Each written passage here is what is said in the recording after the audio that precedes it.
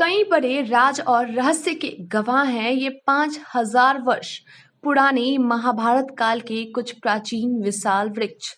महाभारत एक ऐसा अनुपम ग्रंथ है जिसमें भारतवर्ष के प्राचीन धार्मिक और सांस्कृतिक इतिहास पढ़ने को मिलते हैं।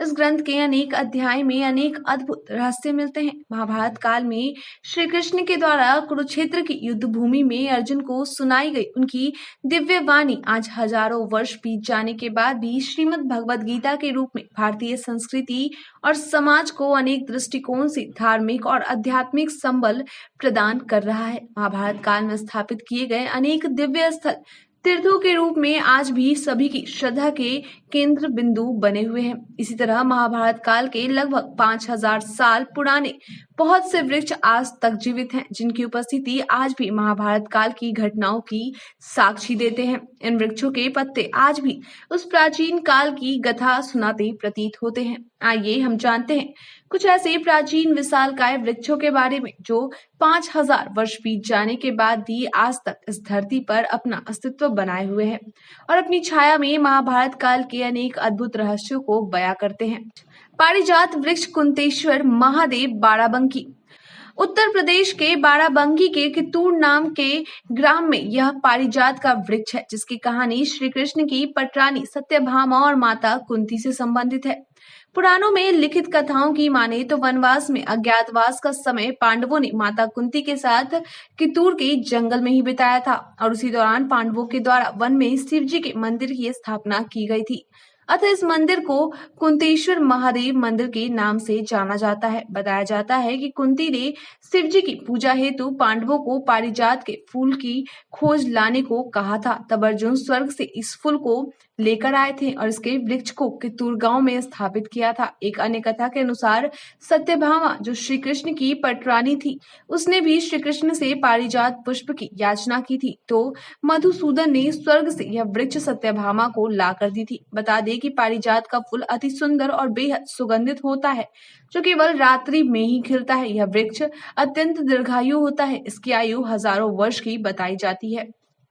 अक्षय वट मोरना मुजफ्फरनगर। उत्तर प्रदेश के मुजफ्फरनगर में यह अक्षय वट वृक्ष आज भी विराजमान है। इस प्राचीन पवित्र वृक्ष का महात्म्य महर्षि वेदव्यास जी के वितराग पुत्र श्री सुखदेव मुनि जी से जुड़ा है। माना जाता है कि इसी पवित्र स्थल पर इसी पावन अक्षय वट की छाया में बैठकर सुखदेव महाराज ने हस्तिनापुर के महाराज परीक्षित को श्रीमद् भगवत का महापुराण की पवित्र मोक्षदायिनी कथा सुनाया था।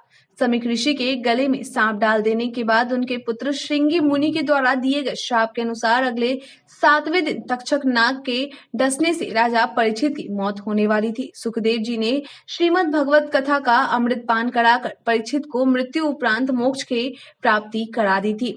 यह विशाल काय वृक्ष अक्षय है, यानी इसका कभी क्षय नहीं हो सकता। सच में पतझड़ के मौसम में भी इस वृक्ष के पत्ते न सूखते हैं न टूटते हैं और सदा हरा भरा बने रहते हैं। यही नहीं, इस विशाल अक्षय वट में जटाएं भी देखने को नहीं मिलती है।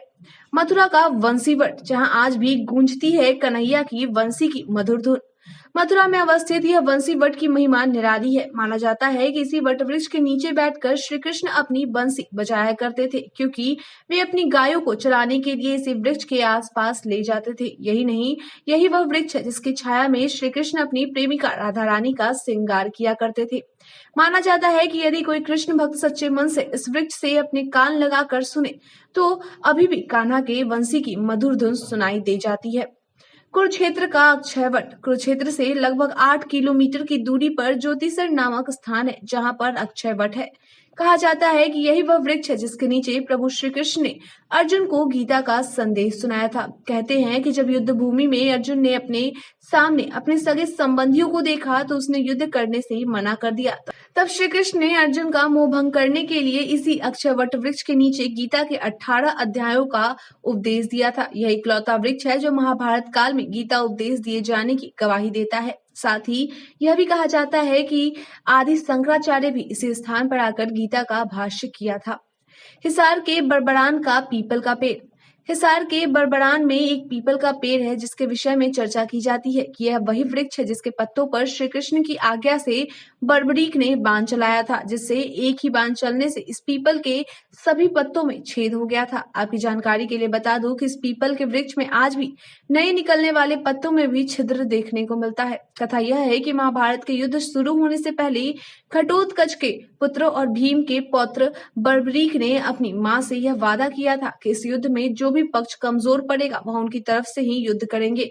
युद्ध में भाग लेने के लिए बर्बरीक ने शिवजी की तपस्या की और 3 अजय बाणों को प्राप्त किया, लेकिन जब श्री कृष्ण को यह बात मालूम हुई तो उन्होंने ब्राह्मण के वेश बदल कर बर्बरीक के पास पहुंचे और उसका यह मजाक उड़ाने लगे कि तुम सिर्फ 3 बाणों से महाभारत जैसे भयंकर युद्ध कैसे जीत सकते हो। तब बर्बरीक ने श्री कृष्ण को अपने बाणों की शक्ति के बारे में बताया। श्री कृष्ण ने बर्बरीक को यह कहा कि यदि तुम्हारे बाण शक्तिशाली है तो उनसे तुम इस पीपल के पत्तों में छेद करके दिखाओ। बर्बरीक के बाण से पीपल के सभी पत्तों में छिद्र हो गया, लेकिन सिर्फ एक पत्ता जो श्री कृष्ण के पीछे रह गया था उसमें छेद नहीं हो सका। तो चलाया गया बाण उनके चरणों की परिक्रमा करने लगा। इसके बाद श्री कृष्ण ने बर्बरीक से उसका सिर दान में मांग दिया। अब तक बर्बरीक को यह समझ आ गया था कि मेरे सामने जो ब्राह्मण है वह कोई साधारण व्यक्ति नहीं है। तब बर्बरीक ने उस ब्राह्मण से पूछा कि वह कौन है, तो श्री कृष्ण ने सारा सच बताकर बर्बरीक को अपने विराट रूप का दर्शन करा दिया। इसके बाद बर्बरीक ने अपना सिर का दान कृष्ण को दे दिया, लेकिन फिर भी उसने महाभारत युद्ध को देखने की इच्छा प्रकट की। तब कृष्ण ने बर्बरीक के सिर पर अमृत छिड़का और एक पहाड़ी पर उसके सिर को रख दिया जहां से वह पूरे महाभारत का युद्ध देख सकता था। जिस स्थान पर यह घटना हुई थी वह आजकल हरियाणा के हिसार जिले में है। इन प्राचीन रहस्यमय वृक्षों की अनसुनी कहानियों को सुनकर आप क्या कहना चाहेंगे? कमेंट करके जरूर बताएं। आज के लिए इतना ही, धन्यवाद।